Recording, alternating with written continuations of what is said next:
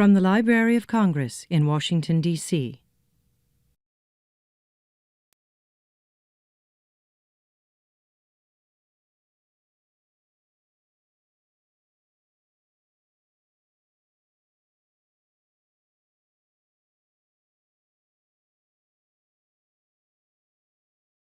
My name's Kerri Willette. I'm here with folks from the Empire State Digital Network, and I'm just going to give you a real quick overview of the Service Hub, and then I'm going to let the folks on the ground do some talking about what the work actually involves day to day. I'm going to start by making some introductions. First, a brief 101 about New York State, which is its own delightful entity of, wonder and, did I say delight? I think I did. Okay, good. So since the 1960s, the state of New York has been divided up into these sort of 9 regions for the purposes of legislating and distributing funding and all of that stuff. It kind of breaks up on county lines, but there are 9 regions. All of the libraries and archives in the state, or the majority of libraries and archives in the state, make up this Empire State Library Network, or participate in it, I would say. And the Empire State Library Network is 9 regional councils. So each region in the state has a council that serves, it's a multi-type library council that serves libraries and archives in their region, in their geographic region in the state. So each has its own lovely acronym. I memorized them all. And we also have in the state, pre-existing the Service Hub, 3 large-scale collaborative digital collection projects. So regions offer, the councils in each region offers a suite of services to their membership. So it's like everything from interlibrary loan and sometimes chat reference support to digital services, so hosting digital collections, content, and doing digitization trainings and services for their members. So each council does that in their own way, but that's what's happening throughout the state. 7 of those councils collaborate on one shared big digital collection project called New York Heritage, which you'll hear more about. And then 2 of the councils host their own digital collections locally in support of their membership. So we have Hudson River Valley Heritage at Southeastern New York, and in New York City at Metro, we've got Metro's Digital Culture. So those are sort of the big, large-scale projects. And then, of course, throughout the state, in every region, there are institutions that also host their own content locally. So, for example, in Rochester, we have the University of Rochester, who hosts their own stuff instead of participating in New York Heritage or one of the shared collaborative projects. So those are our partners statewide. And then, oh yeah, this one. I'm going to introduce us. Again, my name's Kerri Willette. I manage the Service Hub out of the council in New York City, which is called Metro, and in DC that makes me sound like I drive a train. I don't, but I'd like to. And then Laura Osterhout is going to talk to us from the perspective of Rochester Regional Council. I guess I didn't memorize what they stand for. Rochester Regional Library Council, and she's going to give us some background on the state sort of collaborations that have happened over time. Susan D'Entremont is here from Albany in the Capital District Library Council. Jennifer Palmentero is here from Southeastern New York Library Resources Council, and she manages Hudson River Valley Heritage, which is one of those collaborative projects I was talking about. So we're going to hear from each of them. The hub itself, Empire State Digital Network, we have a staff of 3. We live at the Metro offices. Metro hosts and administers basically the technology of the hub and project management workflow and things like that for coordinating aggregation. ESDN is a straight-up aggregator. We are not a repository. We do not have a front-end portal at this time, although we'd like to build one, and we're working on it. And then, it's really coming from the councils where all our content is, right? So all the council members go to their one person on staff in each region if they want to participate in contributing to DPLA. So in, Albany, if there's a library that wants to contribute to DPLA, Susan is the face of DPLA in New York for that person, right? And that's true of each regional council. So together, we've done pretty well over the last 2 years.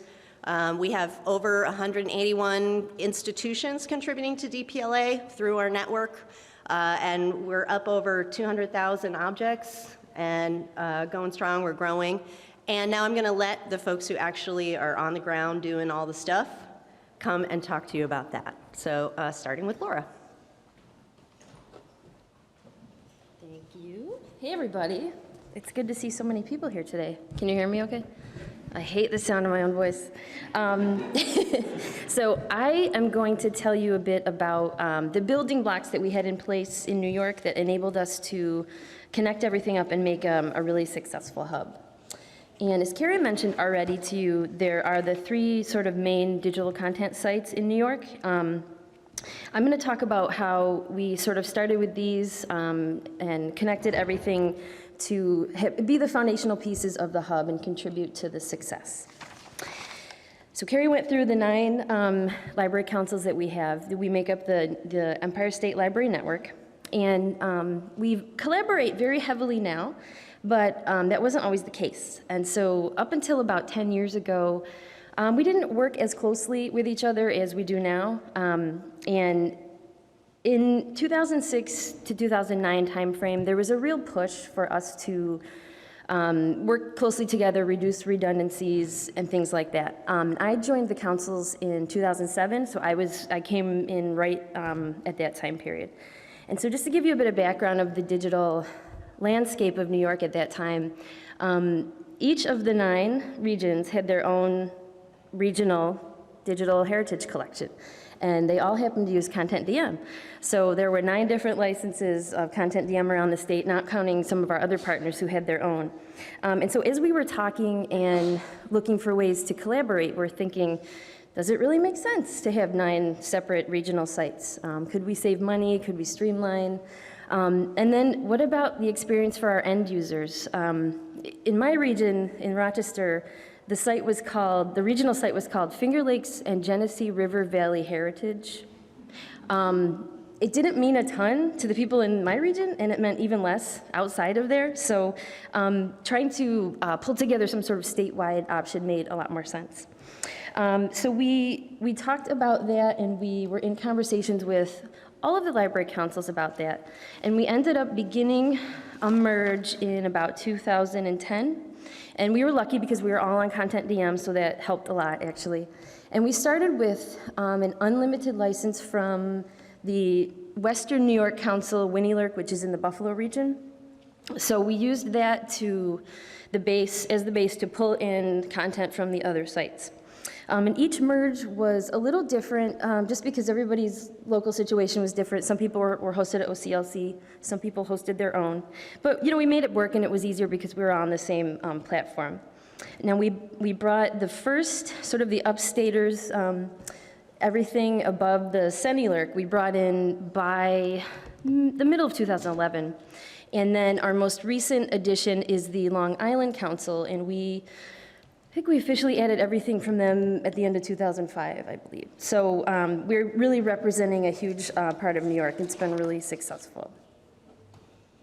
The other 2 major building blocks that we were pulling together are the HRVH, that's Jen's area, Hudson River Valley, and I'm just going to call it Digital Metro because that's what I remember it as.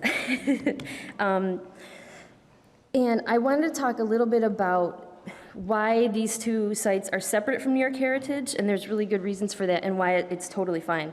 And I also want to give a shout out to Jen and HRVH in their region. They were, I think all of us from New York can agree, they were really some of the pioneers in collaborative, large-scale digital projects.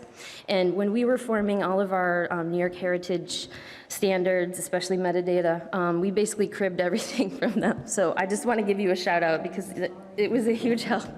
She's going to talk about metadata later. But both of these 2 projects in particular really want to maintain local control of their front and back end and their ability to make changes. And New York Heritage is hosted at OCLC, so we are more limited in what we can do. And that's okay, and it works for us, but for these 2 particular projects, their users really expect that level of control, and so that really makes sense for them. In addition, they both had really good brand recognition among your members, and it didn't necessarily make sense to abandon that. And at the time of the merge, we had a CONTENTdm multi-site server, which is like a glorified federated search, essentially. So we were able to target whatever CONTENTdm site collections that we wanted to. But OCLC stopped supporting that a couple years ago, I think. So there, you know, up until that point it was fine. There was a way to connect everything, but then there was this gap. And then along comes DPLA. So it's really a lot less important that we're in different sites and different systems even, because the team at ESDN is looking at using the DPLA API to create sort of a New York State portal search, which is wonderful. It solves a problem for us that we've been working on, you know, for 10 years and we didn't have a solution for. So it's just been amazing. Let's see. How am I doing on time? I've been practicing and I couldn't get it down. Oh, good, all right. So the other ways that these foundational building blocks contribute to the success of the hub is that you could see from the other, I mean, the map, like everything is represented within these projects. So pulling these, the data from these projects in sort of the initial wave of ingest covered the whole state. So it was a really, not low-hanging fruit, I know it wasn't super easy, but it was a great way to just blast it out, and it enabled us to get a statewide hub going faster. And these projects, we really, we work directly with our membership, our libraries, on high-quality metadata. And I always look at Jen, she's my metadata gal. We've been working on it for a long time, and we are able to sort of make the global tweaks that are necessary to make the data understandable when you view it from the DPLA lens. And it's really helpful to us because we didn't necessarily, you don't always think about what does your stuff look like out of the context of the system that it's in. So that's been really helpful. I think that's all I want to say about that one. Okay. And as Kerri mentioned to you, the regional liaisons are the main face of DPLA, at least at first, when someone is interested in participating. And that benefits all of us really because we understand the institutions and the libraries in our regions very well, and we have great relationships with them. And so it's easier for us to contact them, to talk to them, to know their particular situation. And it does help, I think, ESDN because there's no way the staff of 3 could talk to all the different libraries and members that we do. So that's mutually beneficial. And we also, in having these conversations, we are able to see different collaborations that we might have. So for example, if there was an institution, say like a historical society in my region, maybe they want to be a part of DPLA, but they're not a member of our group yet. So I can talk to them. I can say, hey, these are the services that we provide. These are the projects we have going on that you could participate in and ultimately get, funneled into DPLA. So it's like a win-win. We get new collections. DPLA gets new collections. It's all good all around. Okay, so I was going to put a cat on this, but I didn't. I was trying to make some building blocks, and this is what happened, so I apologize about that.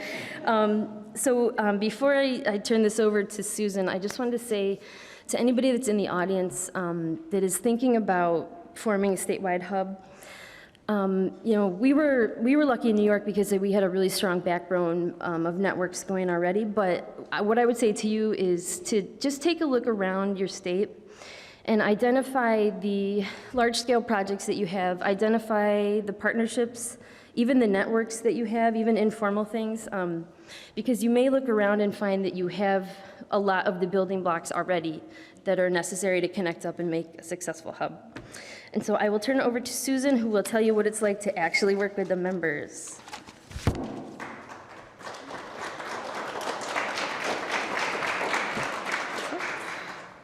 Well, I had my remarks all prepared, and then I had dinner last night with these ladies, and I got a lot more ideas, so I think Kerri's probably going to have to cut me off. But Laura provided a great overview of our process throughout the state, and I'm going to talk to you a little bit about the point of view from our 10-county region around Albany, which consists of urban, suburban, and rural members. I'm not going to talk too much about our specific way that we train and do things because we all do it a little bit differently, but I'm sure we'll all be happy to answer questions at the Q&A time. But I will say, for some of you who are from bigger states, we actually train most of our people remotely because our trainer moved to Atlanta, Georgia, and we did it out of necessity, but it's worked really, really well. So I can talk about that. Okay. Sometimes size doesn't matter. We went into this thinking, oh, we have these great big institutions. We have University at Albany, we have Skidmore, so forth. They're going to be so eager to join DPLA, and the little people are going to be a lot of trouble. We're going to have to coax them along, and we found that that's not necessarily true at all, that basically the smaller places a lot of times have a lot more flexibility, they can turn their ship more quickly, and that the bigger institutions they're really invested in doing things their own way, and to try to get to do things our way or the DPLA way takes a lot more work. So really the small people are fairly easy to bring in. And we're also finding that they have a lot more skills than maybe we thought that they would. We happen to have a lot of, I'm in the Capitol, so we happen to have a lot of state worker retirees who do IT work, so we're lucky that way. But that it's more of the getting people to buy into the idea has been as much of an effort as teaching them the skills. First of all, most of these are probably pretty obvious to people in the room, but having all the supervisors seem to be like, yeah, join DPLA, but they're not necessarily willing to turn over the labor resources needed to do that. So we started, and we were really surprised too, that even people in museum and libraries, a lot of the people in charge weren't really very different from the general public and thinking like, yeah, put it online, it's really easy. So we started to do a very brief application process, which wasn't so much of a weeding or vetting process, but more like answering who's going to do scanning, who's going to do metadata, how are you going to do it, to kind of get them to think about what's involved, and yes, to decide that they do want to take the effort to go into this, and then the supervisor has to sign off on that so they know what they're doing. And one person willing to own it, who could very well be a volunteer, but one person who's really, really into it. And that's been one of our big challenges, is those people change, they leave, and you have this really vibrant collection that then just stops. And we try not to take it personally, but sometimes we do. The third bullet, detail-oriented yet not too bogged down in details, people that are like that, that's a sweet spot that I think is the most difficult thing for us to meet. We have institutions that, they'll put up an item and a title and that's it, and then we have other institutions who want to research every single thing. And I think working with Empire State Digital Network, which I'll talk about in a minute, has really helped us fine-tune that and get people to have their ducks in the row. And flexible, good-humored, and patient. Basically, when you're starting a hub, I would highly recommend that you pinpoint members that you know, early participants who you know are willing to go with the flow and are willing to change things, because you are going to have to make them change everything they've done or change their workflow for your very first members. And then now we're at the point where I think we have a workflow pretty well set up, and newer members, it's easy for them, much easier for them to join. And willing to give up some control. We all have trouble with that, don't we? We found that the smaller places are very worried about their stuff. Like they're afraid, and you've all heard this, they're afraid they're going to lose money, and we keep showing them the stats. Like, no, actually people know you exist, and they'll find you, and they'll visit you, and they'll buy things. And they're also worried about people doing bad stuff with their images. Like I had one historical society someone said, well, what if they take our image and they like put a word balloon over it that says something really bad? And I'm like, I don't know. You just have to give that up if you're going to be in DPLA. The bigger places were more worried about losing professional control. We've had some of the bigger institutions going into DPLA, like not even New York institutions, but institutions in other parts, and saying, well, what are they doing here? And why do they have this metadata in there? And why aren't they doing it our way? And so, you have to talk them through it and say, well, if you're going to be in DPLA, you're going to have to follow our rules a little bit, and there's also going to be put people in there that are doing things not exactly the way that you do them, and that's okay. And then Laura did a really good job at explaining our different regions, and we've all had to give up a little bit of our control. We all do things slightly differently. Our membership's needs are different in each region, and that's been hard too, but we have to be okay with the fact that everyone does things a little differently. Well, everyone, if you're talking about DPLA, you want to have some things from DPLA in there. So these are a couple of examples of institutions in my region. The first, the Dunnedins with their cycle at Luna Park, Rexford, New York. This is from the Clifton Park Half Moon Public Library, which is a suburb basically halfway between Albany and Saratoga.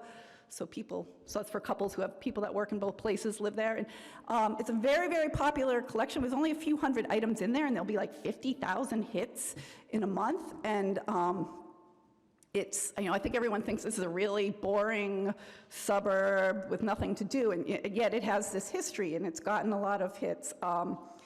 They had a historian and a librarian working together, which has been a very good partnership for many of our members, where the historian has the content and the metadata, and the librarian actually puts it in and does the collaborative stuff. But then the librarian took a job at another library, and so that's been a dormant collection. Again, we have to be okay with that. This is the Rudolf Steiner Library of the Anthroposophical Society in America, which is a tiny, tiny library with a half-time librarian. It has moved twice since they joined New York Heritage, but they've put in a lot of wonderful stuff. They have a great librarian that's like the Waldorf School, biodynamic farming movement. They have a real mission, and they've put a lot of stuff in. People want to be told, but they don't always listen. We gave them guidelines, 2 pages of guidelines. People didn't like that. Now we have 60-page guidelines. They love that. But they don't always do what we say. So Empire State Digital Network has helped us to get the people to listen. Kerri and Chris Stanton, who's a metadata guy, they are experts, but they're also perceived as experts. They can tell our members things. We could tell them the same thing, and that's just that crazy librarian in Albany. But, 2 minutes. But when we say that Empire State Digital Network and DPLA says you need to do this, then they'll listen. Also, now that they know that their things are national, they don't want to be embarrassed, so they'll, make sure their things are right side up and that sort of thing. They've had renewed enthusiasm, like lots of people were waning, and now that we've joined DPLA, they're putting more things in. And then it's been very, very helpful, I think, to give them the resources, the labor and the money resources from their boards and from their administrators, because they were doing a great job before, but now saying you're part of DPLA, they'll do that. And Empire State Digital Network has been able to provide us with tools. This is a tool. Jen's going to talk in a minute more about metadata, but this is something that Chris Stanton of Empire State Digital Network created to help us with our metadata. Oh, okay, we stole it from North Carolina. I didn't know that. And we also help the hub. We provide people for their committees, our staffs and our library staffs. We're able to pinpoint people because we know them well, people from the region for their working group. We get them out of their ivory tower down in New York and tell them what it's like in the field. We have permission letters rather than a memorandum of understanding. We have just very brief permission letters that Kerri developed, and that's been helpful. And yeah, they stole it from North Carolina. I didn't know. We're just copying North Carolina. And people, they're nervous about signing these legal documents. I'm nervous about signing it. And I think when we have, that more one-on-one relationship, we're able to get that permission up. And I'm very excited about hearing about that, that rightstatements.org. So we're going to be able to help ESDN get good rights statements, get a lot of metadata, taking up a lot of room out of there. And in turn, they're going to be able to help us. I have a lot of problems with people thinking they have copyright that they don't have. And so I think this discussion, besides pointing them to this book, this discussion that we need for DPLA will help with that. What are our participants going to do? Right now, we're very, very, just like DPLA, we're a new hub. What is it, how long? A year? Okay, 2 years. Does our members still aren't, most of us don't charge our members at this point. We will have to at some point. So I think they're going to look at the value versus the cost. Is it worth what they perceive as red tape to be in DPLA? I hope they say yes. And we haven't had a chance yet to look at our stats to see how much DPLA has helped them get views. So that's for the future. And now on to Jen.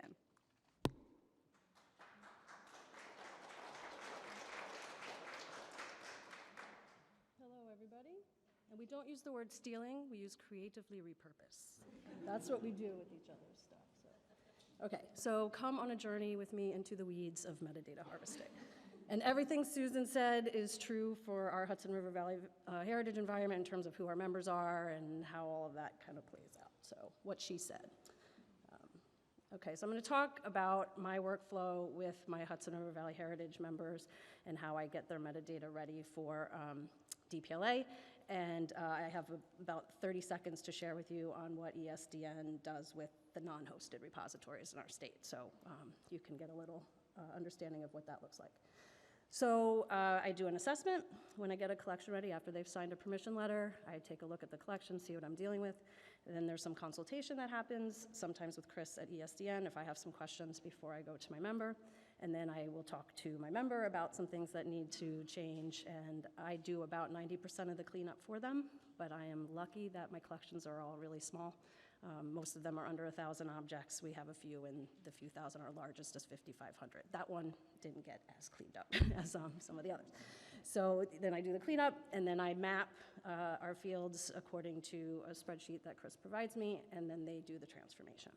So before I kind of go into collection level workflows, I want to talk about assessment for just another second or two or five, that we had to kind of look at our higher level metadata guidelines and see what needed to be changed there.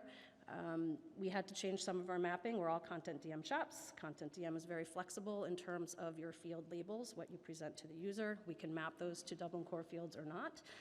So we did have to change some of our mapping to make our resources more shareable and unmap some things. I thought we were going to have to maybe really do some things differently in a couple fields, and it turns out that so far that hasn't happened. You can be a little different as long as you're consistently different, then ESDN can work with it. I still might revisit a couple things, and that might be phase 2 of metadata cleanup, really kind of making some things a bit more shareable and less messy. Okay, so again, we're a CONTENTdm shop, so the first thing I do is I export all of the records into Excel, so I can filter on fields, see where I'm where some problems are. Also in CONTENTdm, we have the ability to kind of browse lists where we have controlled vocabularies enabled, so I can kind of see when a person's been indexed 5 different ways, and take a look at that. All of our metadata cleanup has to happen in CONTENTdm. Unfortunately, we can get the data out. We could even wrangle it all we want in something like OpenRefine or Excel, but we can't stick it back in. So this is part of the reason why I do a lot of the cleanup for our members, is because I've been using CONTENTdm for 12 years. I know how to maximize the software to get it done quickly and efficiently. So I look at every field. I'm going to highlight a few here, but I do take a look at everything. Some fields are easier to clean up. Some are pretty normalized. You know, our internet media types and our language codes, those tend to be pretty standard, and if they're not, that's kind of an easy fix. Some are more complicated. I have subjects and original formats in italics here because this is an old version of the PowerPoint that I wasn't sure I was going to talk about those, but I am, apparently. So we'll see what we've got going on here. All right, so let's just kind of get into this. All right, so in an ideal world, we know when all of our resources are created. That never happens. And we do try to adhere to the international standard. It's in our guidelines. And interestingly enough, 12 years ago when we developed our guidelines, we tried to normalize uncertain dates with just a question mark. We thought it would be easy to script out or to otherwise remove from indexing. And it turns out people really don't like that question mark. It means something different than circa. They're really, really tied to that word circa or the letter CA or the letter C or all three in one collection. So it happens. And so I have to do some kind of wrangling about that, and we're allowing them to keep the circa and just do it one way to make it easier for ESDN to write a script to indicate that that's an uncertain date. Here are more date formats. Some of this is just they don't read the guidelines. So I clean all this up. And we've kind of gone to date ranges for like the top 3, and deal with some of these other formats in other ways, and the bottom two are just wrong. Okay, again, geographic locations, and this is one area where I thought we were going to have to really do things differently, because nobody else in the whole entire country does it this way, except New York Heritage, because they creatively repurposed our guidelines. So, and you know, there were decisions behind all this. We sat and talked about geographic formats for like a whole day, and this is what we came up with. So we ask our members to do it this way, and in reality, we get all of these different formats. Some is just punctuation, and then some is they didn't read the guidelines. So I normalize all those. And maybe we'll go back and revisit, but right now this hasn't been a problem. Again, we're different, but we're consistently different. So. Okay, personal names. Very hyper-local collections. You're not going to find the majority of your people in the Library of Congress Name Authority file or any other authority file. We have some. We deal with famous artists and Revolutionary War figures, but most of our people are just the folks who lived in your neighborhood. So I take a look at this, and sometimes it's obvious enough that I'm dealing with the same person. Sometimes it's not. This is where I might pull in my contributors and say, you just might want to take a look at these. They don't always know either, but we're trying to index one person one way as much as we can. Corporate names. Postcard publishers have been the bane of my existence since we started harvesting to DPLA. There was just absolutely no control, and people just key in what they see on the back. And a fair amount of them are in authority files, so I do try to normalize those. Oh, God. And then, again, we have a lot of our local businesses and clubs and things. So, again, here's where I take a look. And the bottom example, I'm not exactly sure that that's the same store. I could have changed names over time. So, again, I might throw that back to my contributors. I try not to get into a lot of intellectual work here, but I do take a look at subjects for the smaller collections when things really jump out at me. Like we do allow multiple vocabularies, and sometimes they'll use the same term from two different ones, and I know that the DPLA would kind of rather not have that. I think you're dealing with that at some level, may be able to pull them out, I heard, or reduce redundancy, but I try to do that first. I do catch typos. Crazy unauthorized heading. I don't know why they thought this was a Library of Congress subject heading, but they did. So I kind of do that when the collection's small enough. Sometimes we have some over-indexers. They treat like image indexing like a game of I Spy, So I might do something there, or sometimes not enough. So I might throw a couple in. And I've talked to them first before I do this. They're okay with me doing it. They love me, they trust me, go ahead. All right, so I don't have a slide on original formats because it's a disaster. That is one area where we just had no control. Again, we had a big meeting, we all sat around the table and tried to get museum people and archive people and library people to agree on even what the word means. So what, Jen, what's the format of a chair? How about a dress? I'm like, oh, okay, I don't know. Do what works for you and be consistent. They're not consistent at all. And that is, again, where I've cleaned things up as much as I can. We also stick kind of form, genre information in the same field with extent information, and punctuation is all over the place. So I'm doing my best because ESDN wants to parse those two pieces of information out. So that we're gonna have to go back and clean some of that up moving forward. Okay, this wasn't supposed to be in there, but yes, we have to update some of our metadata guidelines and the rights statement. I didn't mention rights because right now I just make sure everybody has one. One thing I want to let you all know, if you're thinking about starting a hub, you don't have to go through this level of cleanup that I go through. All the DPLA requires of you is a title and a rights statement and make sure things are mapped correctly. But we want our stuff to be as clean as possible, so now's the time. Am I gonna go back and do all this? No, now's the time where I'm looking at it. And we are gonna be doing big rights work. Our rights statements need a lot of help. And I've started to do some seed planting. I've been following the DPLA since they started the Getting It Right on Rights project, and then through the white paper that was released in the fall. And I kind of let my people know this is coming, and now it's here. So we'll all be ready. And I've been asked to come talk to boards and directors and things, which makes me really nervous. So I'm not sure about that. Oh, and my slide about the, this is an old version, so it's okay, it's fine.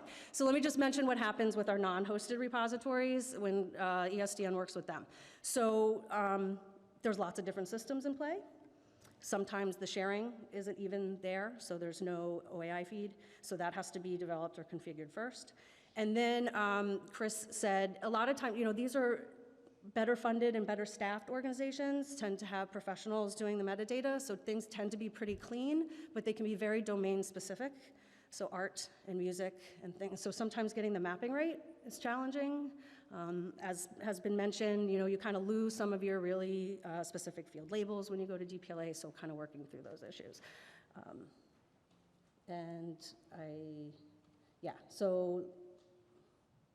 There's my mapping. Then Chris does all his crazy transformations and John, and it's all beautiful and awesome, and we love it. And I just have to say that we have checked our stats up 30% since we started contributing to DPLA. So Q&A time.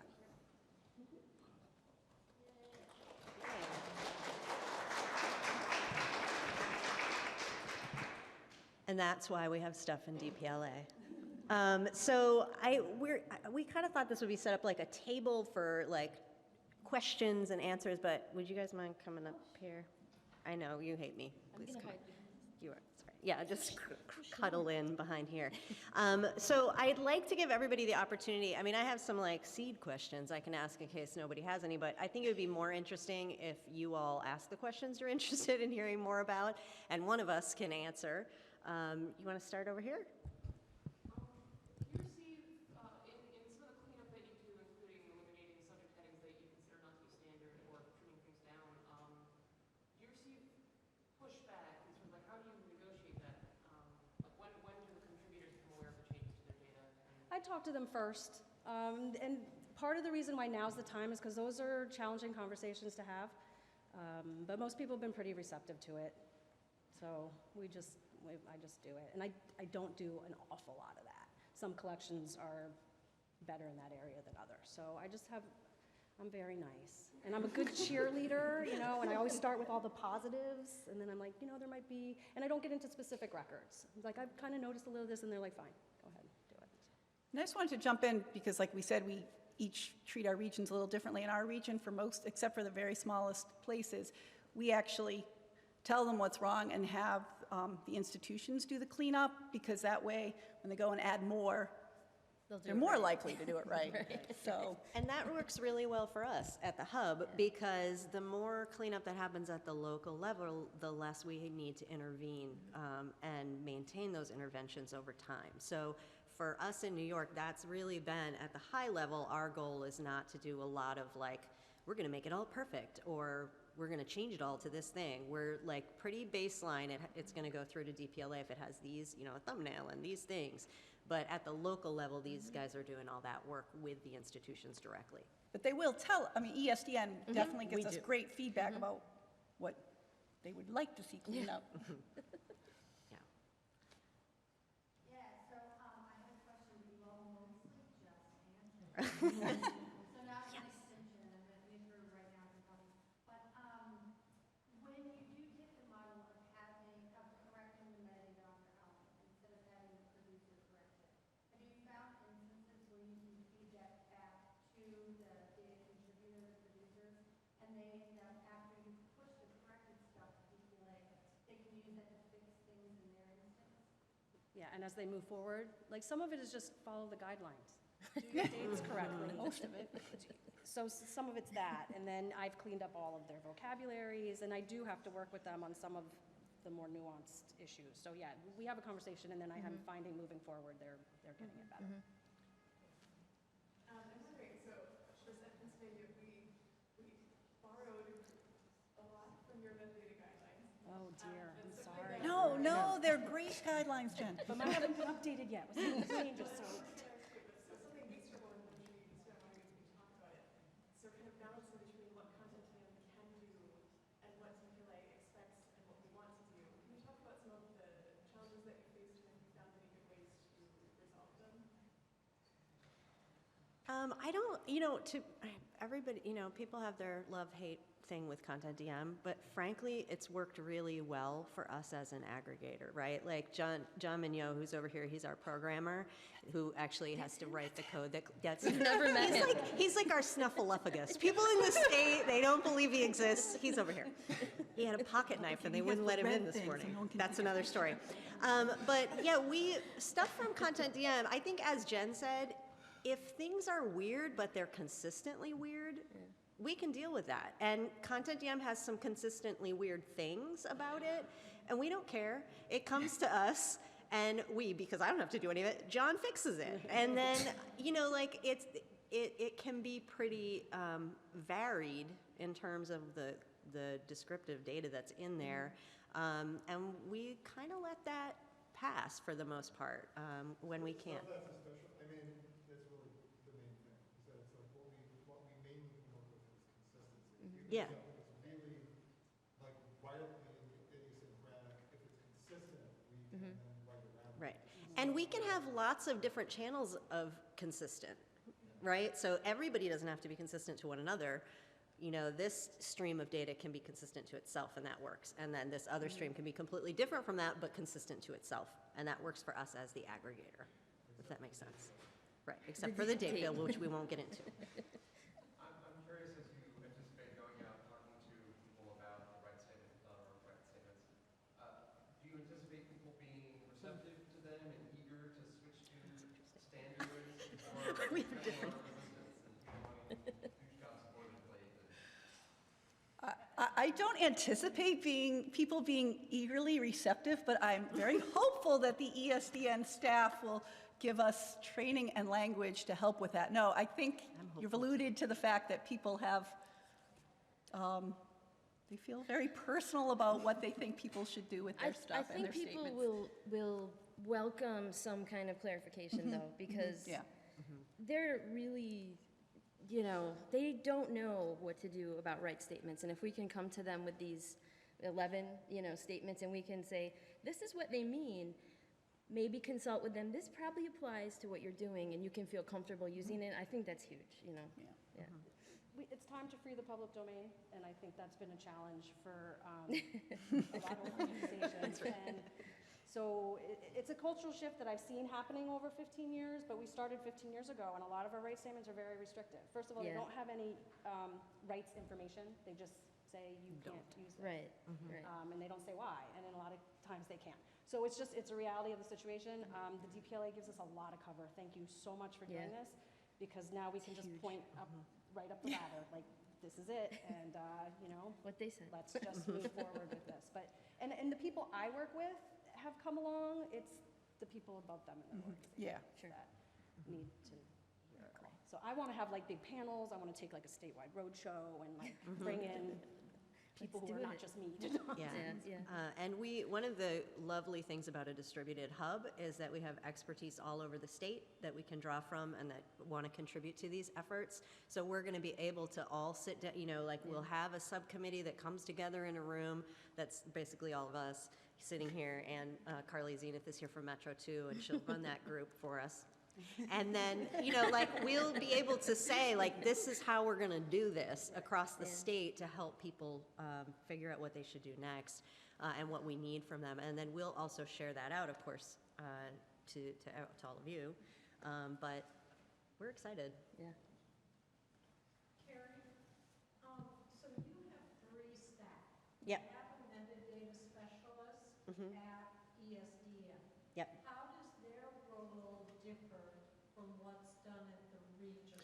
That's a great question, Liz. So basically, the deal is everybody in the regions, they're working directly with institutions on their collections that are often in a hosted CONTENTdm or Islandora, in the case of Metro, repository. So those are really the collection managers, and they're also the people who are doing digitization trainings and all that stuff. But Chris, at the hub level, is taking their OAI feeds, right? So when Jen does her amazing metadata in their CONTENTdm instance, she's working with Chris then to map that one collection stream, or that many collections, but one data stream to our data model. And he's meanwhile working with Susan and working with Laura and working with Anne to pull in data streams from each of those other collections. So he's actually normalizing across all of these different institutions. And then also working with our state library and our state archives and our, many other institutions that host locally. He works directly with them so that we can get those data streams normalized. So we pass one single stream to DPLA. I passed it straight to Gretchen in the back. I was like, we passed it right there. You mentioned briefly that you don't charge participants right now, but that you I know, We do. We talked about this last night. Oh, good. Ah, yes. Good question. That is a Do you want to talk about ESDN funding? Do you talk about the state first? The 9 library councils are actually directly funded by New York State. We receive sort of like general operating funding. We're actually considered library systems in the state, and there's some wacky metric way they decide who gets the funding. I mean, you know, Metro gets a lot more because they have a lot more people than we do upstate. But then we also get some additional revenue from statewide different grants to run different types of programs. We used to get, was it LSTA that was federal money? We don't get that anymore, but then ESDN is funded sort of a little differently. So ESDN, like 3 years ago, all of the councils came together. They said we want to become a DPLA hub. You know, the big strategic planning meetings happened, blah, blah, blah. Next thing you know, this is my version. I wasn't there, so this is what I've been told. But when I was just a twinkle in their eye. Basically, Metro's board, because each of the councils has its own board of directors or whatever they're called, board of trustees. And so basically Metro's board said, yes, we want to kick this off, but really we didn't have at any of the councils a way to handle the technology and the project management and everything on top of what everyone was already doing. Maybe you're familiar with that situation. And so the Empire State Library Network kicked in some money, and then Metro board basically funded the rest. So it's 3 full-time positions, and we're very fortunate, and it was funded for 3 years. It was funded for 1 year initially, and then 3 years. So we're hitting the 3rd year now. And we're having a lot of conversations about how funding will work going forward. And that's what my next year will be. So I'll have more answers. And then also, we do charge member fees to the councils charge member fees to our members, and that's been another difficult conversation because there are definitely people that hold material that probably they want in DPLA or we should have in DPLA, but that are not our traditional library, museum, archives type members. And how do we deal with that? And we don't have any great answers yet. We're talking about that in the next year as well. Yeah. I want to make sure I understand the inconsistency in the collections of the metadata. So, get some inconsistencies, is it physically then clean it up before you feed it to DPLA, or is that you pass on those inconsistencies? Well, I mean, it depends on what it is, right? I mean, we don't do a ton of intervention at ESDN because we're getting it from too many sources, and it would be a lot of, you know, we use REPOX, which is an XSLT-based system, so it would be a lot of writing individual scripts to clean things up. So we do pass many inconsistencies on to DPLA, and I will say this, we pass that information back down the chain along to the institutions and ask them to address it. So we're not there are cases where we'll fix things that we just have to fix, but we're really pushing down like along the sort of chain of contribution to try and get it fixed at the source, because I think that's better for everyone, but it also, we can't do it otherwise. And it can't be perfect, and it never will be, Yeah. but it's better to have it in there, you know, Right. and everybody And in agrees. the wide world of metadata, like go look for World War II posters. They've been digitized over and over again, and look at all the records for the same poster, and you will see lots of different flavors. Yeah. So that, I mean, it's just metadata is messy anyway. Yep. So we do the best we can within our little instance to Yeah. at least have it be consistent. And there are often inconsistencies that are correct between types of contributing institutions too. Like what may be correct in the museum world may be Sure, very different in the archives world, may be very different in a public library. So we want people to have local say and to make those choices for their collections, because they're the experts in their context and collections. So we're going to take what they give us, and we want to. So So don't be afraid. yeah, don't be afraid. Don't be afraid. Good. I think we're at time. I think we're at time too. So thank all of you. Let us know if you ever have questions. Let me know. Contact us. This has been a presentation of the Library of Congress. Visit us at loc.gov.